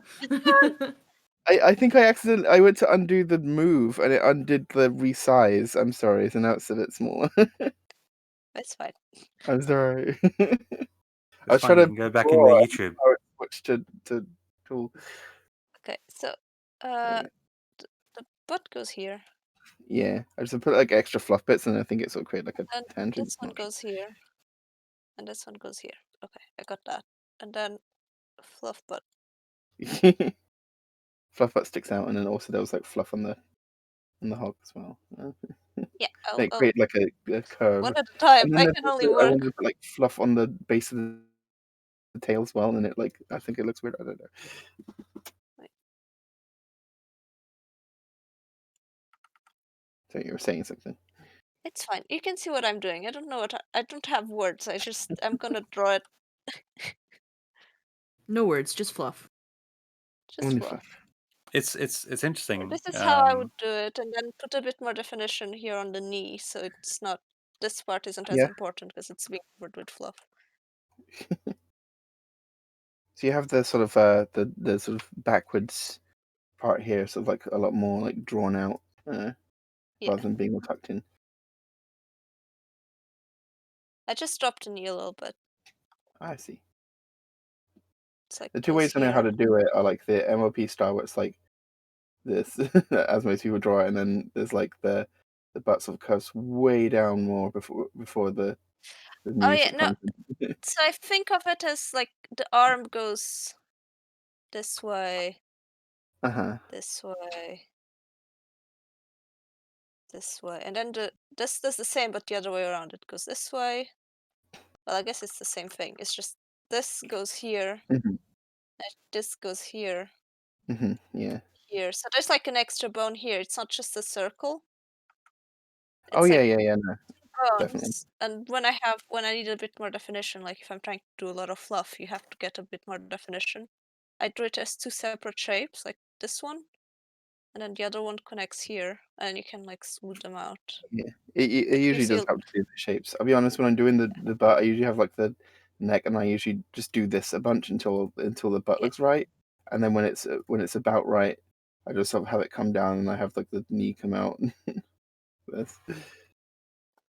But I sort of didn't really build it up very much, but it probably would be a helpful thing to do. Yeah, and then here I just did I did a bit more like extreme fluff, just so it doesn't do this shape here where it looks like it has no definition. Yeah. This way it's like, this is clearly fluff. It's separated from the body. It's just very fluffy horse. Mm-hmm. That's what I would do. Just make really clear that it's like a separate thing from anatomy. The expression looked too sort of like, I don't know, she sort of looks like a snooty fashion pony or something. It was meant to just sort of look quite passive, but I don't know. Move the eyes, the upper eyelids up a bit. I don't know. I'm just coloring it in because I want to have fun. The picture's already perfect. It's as I picture. It's gonna be perfect. Is I don't mind seeing different color palettes. Is this like the last picture that we got, or is there more coming? I think the last. Is that our last? So if I might, can I just chime in on this? Because I have a very problem as well. Like this is why I do portrait a lot, like for the past week, because I've been trying to learn anatomy. And I felt like a lot of times when I'm trying to incorporate those details into a drawing, I just get more and more frustrated. Just like if I draw this thing in, it just looks weird. It doesn't look right. And then if I don't have it, it looks something's missing. This calibration between realism and whatever style, I don't know, like this like balancing is really getting to me right now. So that's why I'm doing a lot of portraits, because I'm just every time I do full body, I'm just like, okay, wait, that's not how the legs goes. Let me draw the skeletons again, muscle over it, and then skin over. Oh no, it looks ugly. What the hell is going on? I'm just like retry, redo, and I get frustrated, and I just like, oh, you know what, screw this. I'm going back to drawing portraits. So I'm just like, yeah, I guess it's like a more practice. It comes to be more practice. Is that like, am I doing it wrong? It might sound a bit demotivating, but trying to like working out which lines you can include and which lines you shouldn't include, or which lines are the really, really important ones that you need to actually like show the form, and which ones are just superfluous. Honestly, that kind of just comes from like looking at other people's art and seeing, what lines they include and what lines they don't. And for me, just drawing 100 different like faces and then being like, oh, okay, this one's bad, okay, and then okay, this one's bad, okay, this one's bad, and then like changing which lines I include, and then like trying to slowly work out which ones work in my style and which ones are required and stuff. So I'd say probably just like keep drawing, but other people might have different opinions on it. You can also just look at the tutorial channel again and go back to basics and just the anatomy stuff, just see where all the bones fall, and then you can put meat around those bones. Yeah, I see. Because I've been trying to like see what other artists are doing. Like in my daily practices, I look at a lot of like this how they are breaking down the anatomy into lines and how they're doing this and that. But maybe because I look at too many examples, so I try to incorporate like 5 different stuff at the same time. And like in my pure rap, it's like a whole collections of different artists. I just get like really, I was like, oh, this looks nice in this one. Let's get that in. Oh no, it looks ugly overall. What's going on? I guess maybe I should focus on one. I'm just trying to nail one down first before I move on. Or is that like it's just more practicing? Just need more time. I think it's a decent way to go. Focus on specifics rather than like more general stuff. It's always useful. Like when I'm looking at your the draws you're doing where you take someone else's art, study it, all that's all really good stuff, but I almost feel like maybe you're not spending enough time with it, getting down to the nitty-gritty. Like it's almost like just a copying experiment, not a breakdown experiment. Because I know that's something really easy to fall in, where it's just you find yourself copying the pose rather than figuring out why that pose works. Like what lines are helping the pose, create that depth, create that curve, create that XYZ thing. So sometimes it's less about quantity is great. Getting all this out is actually really helping your muscle memory and just figuring stuff out. But sometimes there's like a part of art where you have to sit and think about it. You have to, use that problem solving and kind of break it down to figure out why, like if you redraw it, why does yours not look like theirs? What between the two are you missing or not understanding? Really breaking in like less what is the exact line copy and why does the muscle movement work in theirs but not mine, sort of thing. Okay, yeah, that's a very good point. Yeah, I think that's the trap I fall into before, because now I'm trying to actively critique and fix my drawings, just to see what exactly went wrong in mine. So yeah, that's a good thing. I think I did fall into that trap before. Like I just copied it, suppose it looks alright, then next one, just kind of didn't think about it much. Yeah. So, Mhm. so yeah, that's a really good point. So now I'm trying to do it a little bit more now to have like a fixed stage where my draw over, like blind draw over, I have a fixed like red line it, see what's going on, what's wrong, try to write down Yeah. notes and see exactly what went wrong there. But I think you got a point there. I need to go deeper, maybe just like specific parts that went wrong. I can blind redraw them again, maybe just spend more time with this practice. Yeah, but time limitation, man. I got lots of stuff. So yeah. I mean, you do get a lot done. You've got a million years to learn. Yeah. You can always go a little bit slower and take a little bit more time because like a lot of it is like you don't need to like if you go slower, you're not gonna like be learning the same amount of time in just a longer time span. It's going slower lets you dive a little bit deeper into each thing that you're learning. So Mhm. Yeah.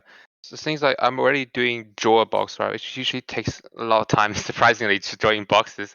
But yeah, it took a bit of time, especially watching the videos and stuff, and reading through all the materials they gave me.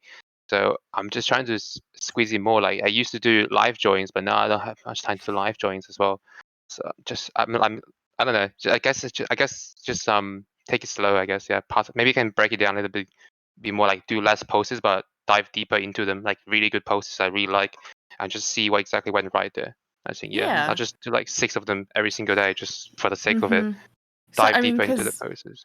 yeah, from what you're saying, it almost feels to me like you're trying to fit too much in just too small of a time instead of dedicating time to something that you can actually sit down and absorb.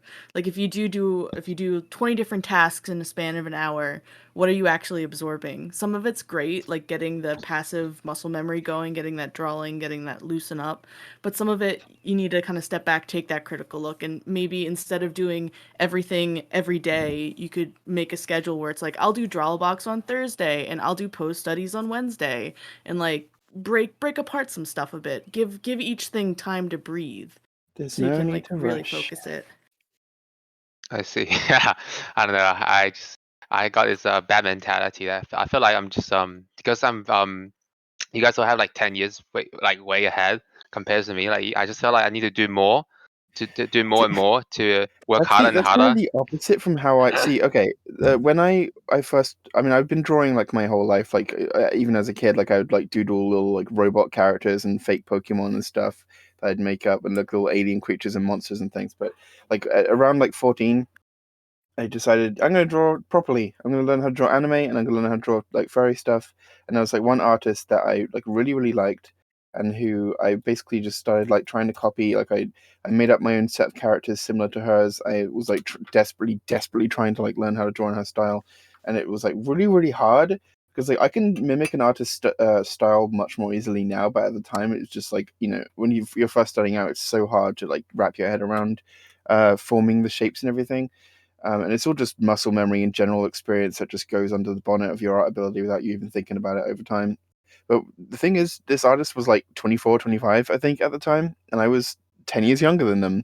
And I was like, wow, they've been drawing for so long. Like, how am I ever, like, I was in this mindset of it was literally a larger amount of time than I could actually perceive because I just didn't have that much time in my conscious memory as a human being. So like I couldn't imagine that amount of time passing. I couldn't imagine being that old. Wow, 25. I'm 30 now almost in July. Um, 29 at the moment, but it's like it was a case of like I was like, wow, it's gonna take me so long before I can get to this artist level. And she wasn't like even at the time like the most amazing artist in the world. I just really liked her style, like little furry characters she drew. Um, and I was just like, it's going to take me so long to get to this point. So, I was like, why rush it? I'm just going to draw. And of course, I'm going to continue trying to improve and try to figure out why I struggle with everything and figure out how to get everything to work. But like, I didn't want to just like I need to be good like now, because I was like, well, if I want to be at this artist level, she wasn't like this good until like 10 years from now. So like I got time, you know. I just like had fun with it and just experimented where I could, and like I felt like that was a really good mindset for me to have gotten into at an early stage, and it's something I try to sort of encourage in other people, because it's a good thing to be ambitious and try to chase like, I want to be better at doing this, I want to be better at doing this. But you can do that stuff, and you don't need to like burn yourself out in I need to be better at this thing, because that's not a good mindset to have. And it's good to respect that you're going to need time to develop your style and to not expect yourself to improve overnight. There's like this one true thing with art, or for a lot of things, but thinking in art, there's this one true thing. No matter how good you are, there's always going to be someone younger and better than you. So just focus on yourself. Yeah, very, very true. Yeah. Damn. You know, compare you to yourself, not to anyone Yesterday. else, because, you know. Yeah. Compared to yourself yesterday. Yeah, I do get that part where, you know, you see people's work and people say, "Oh, they're so talented," but in fact, like those guys have like 40 years in the, you know, in the field. They have much more experience. You know, there's too long more time to practice. I do get that part, but I just like I don't know, just like I guess it's part of my personality. I guess I pay more attention to that. Yeah, compared to myself and stuff. Yeah, definitely. But I think because a lot of us have been drawing our whole lives. You have an advantage, which is you're not a kid, so you can just focus on one thing and improve that thing. So it's like, for now you've been working on your lines and stuff, and now you might like focus on how to draw legs. Well, me as a kid, it's like, I'm gonna draw a sheep. Well, now I'm gonna draw a dog. Yeah, I see. Why can't I draw a sheep or a dog? I need one lesson that will make me be able to draw this whole thing. Kids are sponges. Adults aren't sponges, but adults have focus. Some of them. Yeah. Well, Some slippery of them. talking. Adult sometimes. Asterisk. Asterisk. Yeah. Adults have critical thinking skills. Yeah. Asterisk, I know what you're asterisk. trying to Living in say, but yeah. America, I don't believe most adults have critical thinking, but that's just me. I choose to believe they are not adults. I get that privilege because I live far away. I'll just be over here crying. Oh no. I'll be fine. It's okay. I'll become president of Europe and give you a visa. That's how that Hell works. yes. Clearly. And then you and Inky and Ren and Delta can all move here.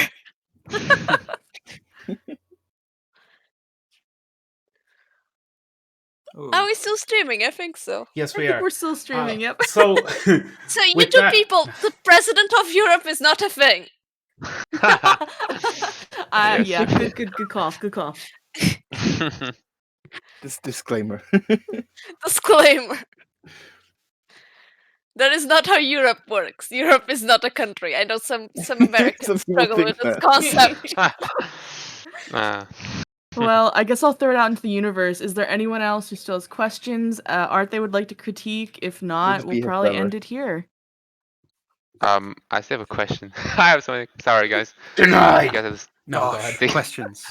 I'll send the pictures up. So I've been stuck in this for a while. Wait, where's the picture? Oh, sorry, I forgot to save it. I dumb. actually do need to head off and do some stuff, but good to talk to everyone and good to critique some art. So I'll be back later. Have a good day. Go steal your brother's motorcycle. Breakfast. Bye all. Bye to fruit. Enjoy. Bye-bye.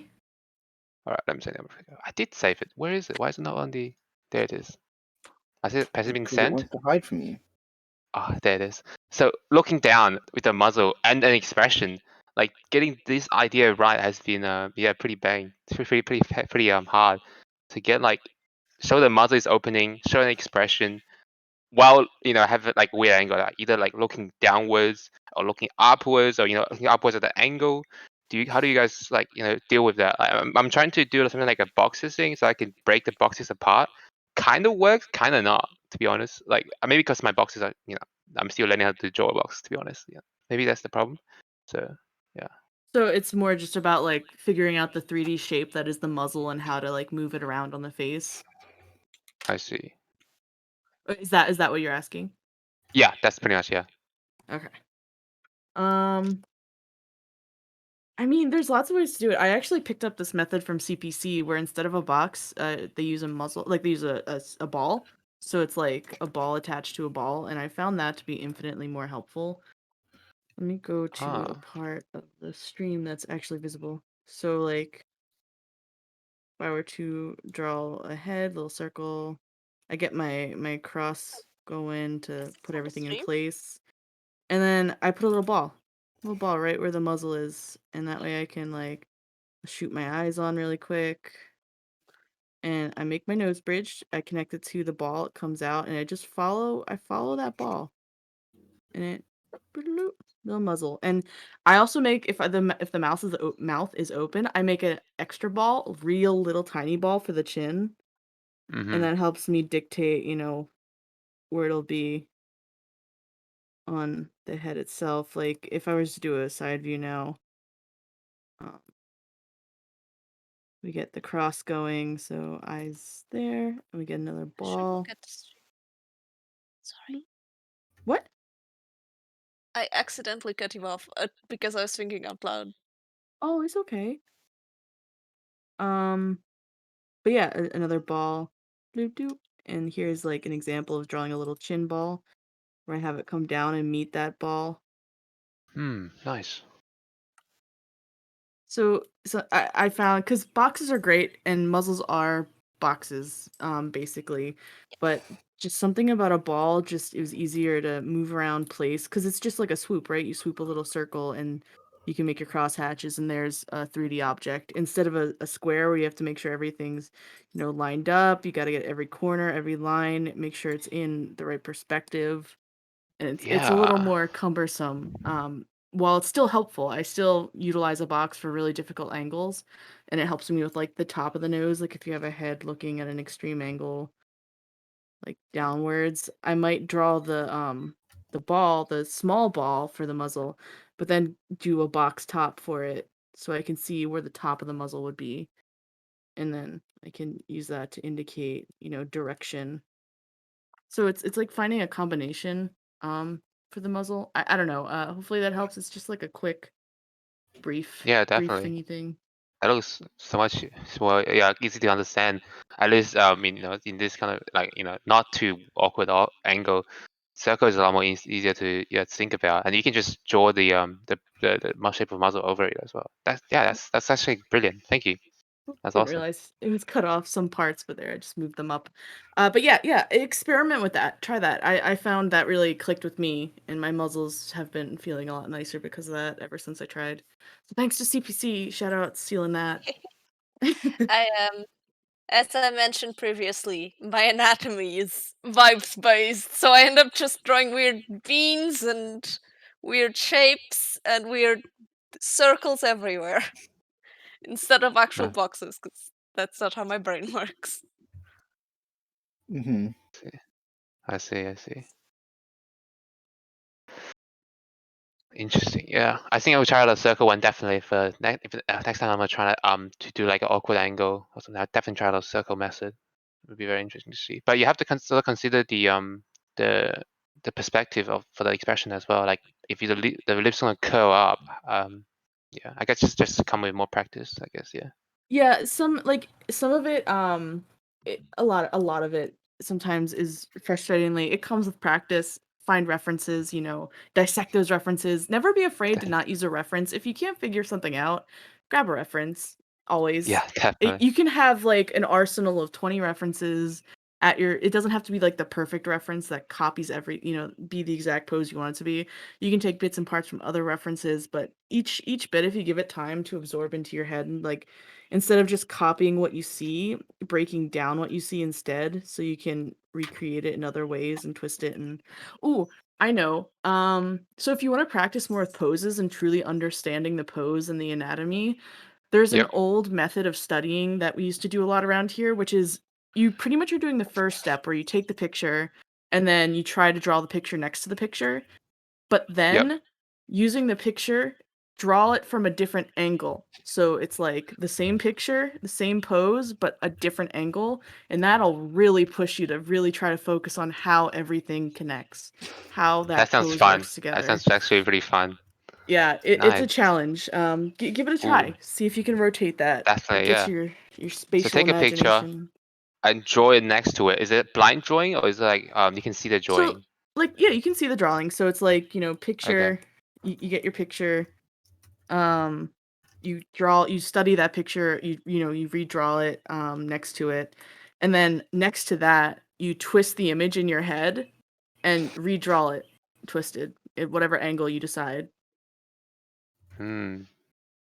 Okay, sounds very interesting. I would definitely try that out. Anything that helps me understand the form better, I Yeah, would take that. I would take it's a that, man. I would challenge. take that. Don't be scared of it. It's a bit of a challenge, but it'll get you to think. It'll get you to twist those gears in your head to be like, okay, how does this actually work together if I have to twist this, in Yeah. a different direct, or look at this from a different perspective. Okay, that sounds actually kind of fun as well, to be honest, as a challenge. Rather than what's going to happen, 250 boxes. Oh god, I'm gonna do that next. I believe in you. Yeah, hopefully I can finish that. But yeah, I think this actually sounds really fun. Yeah, thank you so much. That actually helps a lot. Yeah, I'll Yeah, try no that out problem. tomorrow. Actually, yeah. Oh, I hope it's helpful. All right. Well, that appears to be it. So thank you all for coming, and we'll see you again next week. Goodbye.